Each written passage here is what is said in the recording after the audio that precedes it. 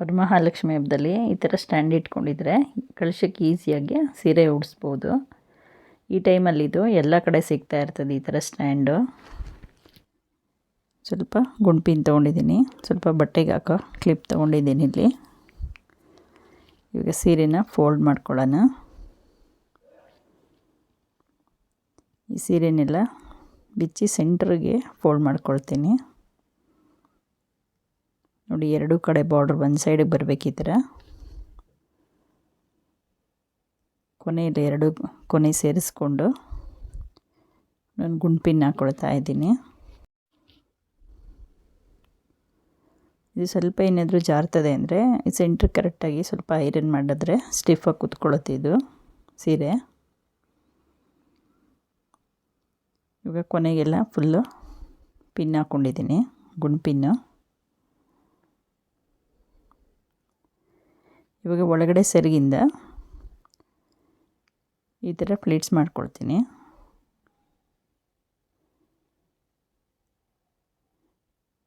ಮೂರು ಇಂಚು ಇಲ್ಲಾಂದರೆ 4 ಇಂಚಷ್ಟು ಪ್ಲೇಟ್ ಮಾಡ್ಕೋಬೇಕು.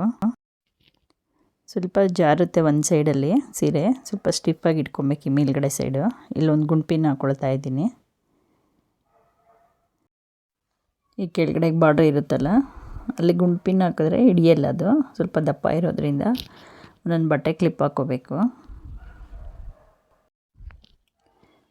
ಒಂದು 6ರಿಂದ 7 ಫ್ರಿಲ್ಸ್ ಆಗಿದ ತಕ್ಷಣ ಒಂದೊಂದು ಕ್ಲಿಪ್ ಹಾಕ್ಕೊಳ್ಳೋಣ. ನೋಡಿ, ಎರಡೂ ಸೈಡಲ್ಲಿ ಬಟ್ಟೆಗೆ ಹಾಕೋ ಕ್ಲಿಪ್ ಹಾಕ್ಕೊಂಡಿದ್ದೀನಿ. ಇವಾಗಿನ್ನು ಉಳಿದಿರೋದನ್ನು ಪ್ಲೇಟ್ಸ್ ತೆಗಿತಾ ಇದ್ದೀನಿ. ಸೆರಗಿಗೆ 1.5 ಮೀಟ್ರಷ್ಟು ಬಿಟ್ಕೊಬೇಕಾಗುತ್ತೆ. 1.5 ಇಲ್ಲಾಂದರೆ 1.25 ಮೀಟ್ರಷ್ಟು ಬಿಟ್ಕೊಂಡು ಅದು ಸೆರಗದು ಫ್ರಿಲ್ ತೆಗಿಬೇಕು. ನೋಡಿ, ಇಲ್ಲೇ ಈ ಥರ ಒಂದು ಸರಿ ಎಲ್ಲ ಜೋಡಿಸ್ಕೊಬಿಡ್ಬೇಕು.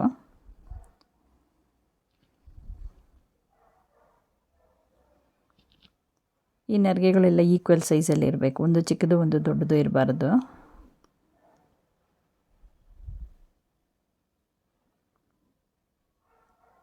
ಇಲ್ಲೊಂದು ಕೆಳಗಡೆ ಒಂದು 2 ಕ್ಲಿಪ್ ಹಾಕ್ಕೊಳ್ತೀನಿ. ಇವಾಗ ಇದನ್ನು ತಿರುಗಿಸ್ಕೊಂಡು ಸೆರಗಿನ ಸೈಡಲ್ಲಿ ಪ್ಲೇಟ್ ತೆಗಿಯೋಣ. ಇದು ಡಬಲ್ ಫೋಲ್ಡ್ ಮಾಡಿರೋದ್ರಿಂದ ಜಾಸ್ತಿ ಬರಲ್ಲ ನನಗೆ ಫ್ಲೀಟ್ಗಳು. 3 ಇಲ್ಲಾಂದರೆ 4 ತೆಗಿಬೋದು ಅಷ್ಟೇ. ಸ್ವಲ್ಪ ಚಿಕ್ಕದಂದರೆ 4 ಬರುತ್ತೆ, ಸ್ವಲ್ಪ ದೊಡ್ಡದಾಗಿ ಅಂದರೆ 3 ಬರೋದು. ಇಲ್ಲಿ ನಾನು 3 ತೆಗೆದಿದ್ದೀನಿ.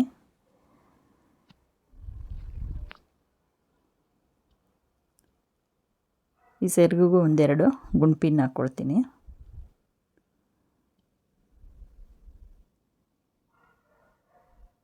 ಈ ಕಡೆ ಒಂದು, ಆ ಸೈಡಿಗೆ 1-2 ಗುಂಡ್ಪಿನ್ ಹಾಕ್ಕೊಳ್ಳೋಣ. ನೋಡಿ, ಇವಾಗ ಸೀರೆ ಫೋಲ್ಡ್ ಮಾಡಿರೋದೆಲ್ಲ ಮುಗೀತು. ಸ್ವಲ್ಪ ಕಷ್ಟ ಅನ್ಸೋದು ಈ ಸೀರೆ ಫೋಲ್ಡ್ ಮಾಡೋದೇ. ಇಷ್ಟು ಮಾಡಿ ಇಟ್ಕೊಂಡ್ರೆ ಈಸಿಯಾಗಿ ಕಳಶಕ್ಕೆ ಸೀರೆ ಹಾಕ್ಬೋದು.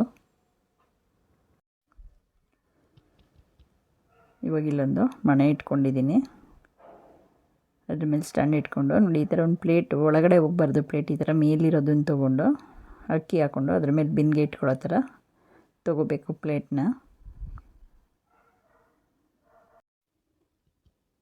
ಇವಾಗ ಈ ಸೀರೆ ಸೆರಗನ್ನ ಒಂದು ಸೈಡ್ಗೆ ಇಟ್ಕೊಳ್ತಾ ಇದ್ದೀನಿ.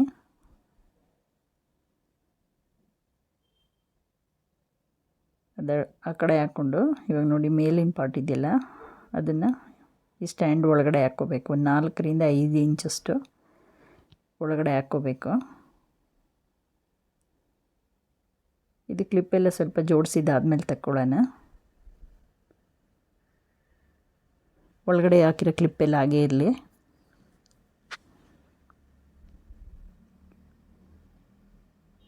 ಈಗ ನೀಟಾಗಿ ಈ ನರಿಗೆಗಳೆಲ್ಲ ಸರಿ ಮಾಡ್ಕೊಳ್ತಾ ಇದ್ದೀನಿ.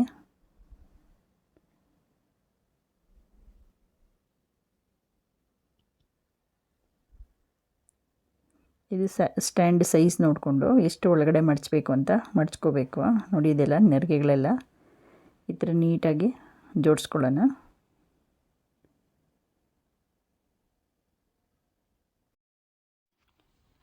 ಈಗ ಸ್ಟ್ಯಾಂಡ್ ಮೇಲೆ ಅಕ್ಕಿ ಹಾಕಿರೋಂಥ ಪ್ಲೇಟ್ ಇಟ್ಕೊಂಡು ಅದ್ರ ಮೇಲೆ ಬಿನ್ಗೆ ಇಟ್ಕೊಳ್ತಾ ಇದ್ದೀನಿ. ಆ ಬಿನ್ಗೆಗೆ ಒಂದು ಕಡ್ಡಿ ಕಟ್ಕೊಂಡಿದ್ದೀನಿ, ಸ್ವಲ್ಪ ಟೈಟಾಗಿ ಕಟ್ಕೊಂಡಿರಬೇಕು ಕಡ್ಡಿನ.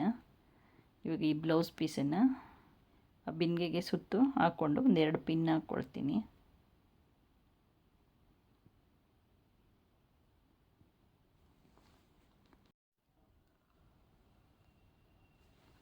ಇವಾಗ ಸೆರಗನ್ನು ಹಿಂದೆಯಿಂದ ತೊಗೊಂಡು ಈ ಕಡ್ಡಿ ಮೇಲೆ ಹಾಕ್ಕೊಳ್ತಾ ಇದ್ದೀನಿ.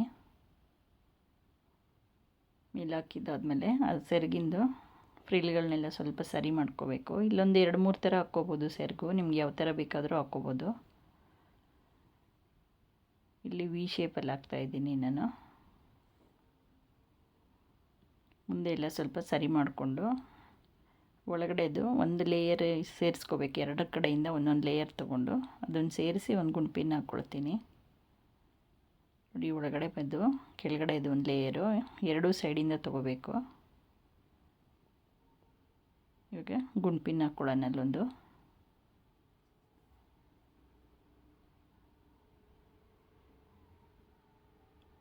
ನೋಡಿದು ವಿ ಶೇಪ್ ಬಂದಿದೆ ಇವಾಗ ಕೆಳಗಡೆ.